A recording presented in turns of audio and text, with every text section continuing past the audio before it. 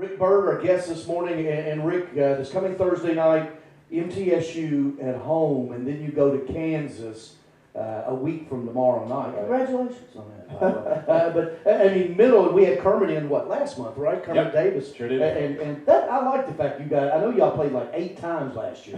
I mean, but that's a good. I like that you know all the mid-staters get together and play. Well, Kermit's been the best. He's played consistently. We've played now for 6 or 7 or 8 years probably in a row, and he played when they were better, and he kept playing when we might have been a little bit better, and now they're really good again. And but you know, it hasn't been that easy for us to schedule folks, and he hadn't backed off once. So I really appreciate that. Come about 2016, I'm predicting a humongous mega conference that might be 4 divisions deep, and basically that's talking about conference realignment. You have some familiarity with that.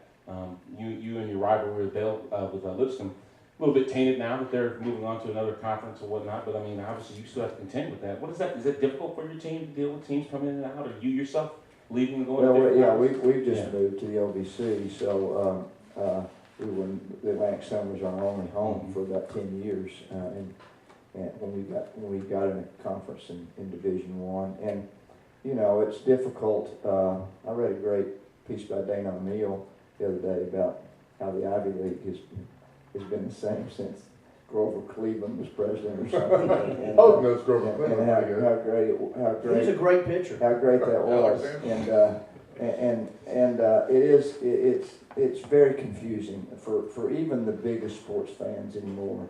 I mean, literally, who is where anymore? And I wish maybe we could just announce we're gonna realign and let. You know, I think it'd be great if Belmont was in a conference with that was a Southern Ivy League type or Patriot League type, where you had Davidson and you had Mercer and Lipscomb and Stetson and strong private academic schools that were like one another. I think it would have been good, but things just started. It's an avalanche. They just started sliding somewhere, and then you had to land where you could. And you know, now Big East is Conference USA, and Conference USA is the Sun Belt. Mm-hmm. And you know, I don't know who's in the Sun Belt. Yeah, they don't either. Mike Strickland, your athletic director, and I want to promote this. Every Saturday morning, you show here on 102.5 The Game, City College's Saturday, your Saturday morning BLT featuring Belmont, Lipscomb, and Trevecca, every Saturday morning through May. We had Mike Strickland do all 3 ADs, and we're talking about the move to the OVC. And when you initially moved from the NAIA made that transition to Division I, the OVC is where you guys wanted to go originally, but they were not accepting schools that didn't play football. So that was geographically made the most sense at the time. So it's sort of a natural now with the OVC. I think it would have been a mistake to turn down the opportunity for sure. People in Nashville know the schools in the OVC, and the truth is the OVC's been pretty stable compared to most conferences. So yeah, we didn't have football. They weren't accepting them. We also didn't have any proof that we belonged. We hadn't won anything. We didn't have the facilities that we have now. We weren't an asset to the OVC at that point, and that's why they weren't ready. I got to ask my question to my two co-hosts here. All right, over under. How many wins does Rick Byrd have at Belmont? Greg, go. 480. Brad. 481. Brad wins. 545 before this year, roughly, if my McGavick math is correct. So it's 480 then. It's 545 before this year. Think about that. Is just do you feel 545 wins? Hall of Famer. Most days. But when you come here back in 1986, 87, did you possibly imagine, Coach, be here this long? No, I didn't. I don't think people that do this think that way. I don't think Krzyzewski thought that when he got to Duke. I don't think Boeheim thought it when he started at Syracuse. Yeah. I don't think so. You know, most of us go day to day. I mean, I'm still trying to figure out what we're going to do in practice today. That's what concerns me right now, and I don't worry about the future. But no, it's It's pretty mind-boggling, and I couldn't have answered that question either. So Do you there's a lot of losses in there too, Joe. Yeah, We don't talk about that, Coach.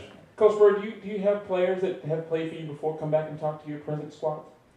Sometimes, Yeah. yeah. We have a get-together every year right before the season starts, and former players and current players have a big dinner, and guys get up and talk. I've done the first year we won the Atlantic Sun in 2006. I brought some guys in to talk to us about teams that had won at the NAIA level and what their expectations as former players were, and thought it was helpful. One of your former players, Casey Alexander, Yeah. head coach, were Stetson. How cool is that? A former player, he moves to your staff, and then he goes to Stetson. Obviously, you were opponents in the conference last year, Right. but to have one of your own as a head coach. Well, Casey is a very good coach. He's going to be a really, really good coach. I'll be surprised if you guys aren't talking about him 25 years from now as one of the better college basketball. As your successor over here? I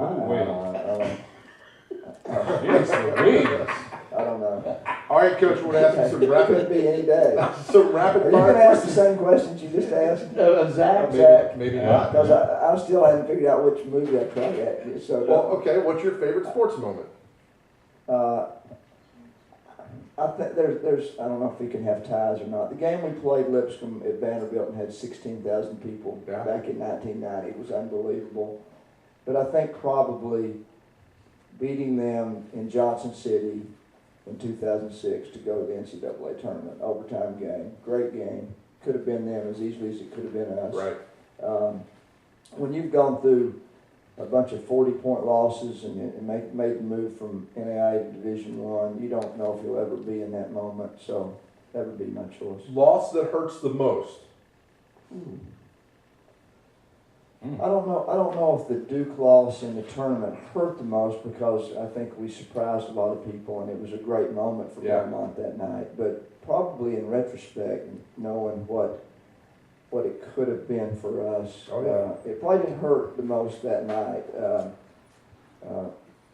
Anytime we've lost some home games to Lipscomb lately, those always hurt. They're a big rival, and you don't like to lose on your home turf, but that one probably historically would be the answer. The Duke game, the NCAA tournament game, do you replay a moment in a game, that inbounds play? Yeah.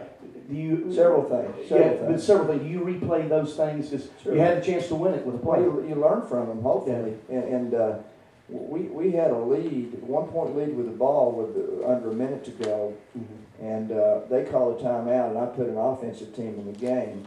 We didn't score, and then we didn't defend well going back down. I could have had a defensive team in the game and not scored, and we could, if we'd have got a stop, we probably would have won the game. And I don't think I would have made all the changes that I made. Who did you idolize growing up?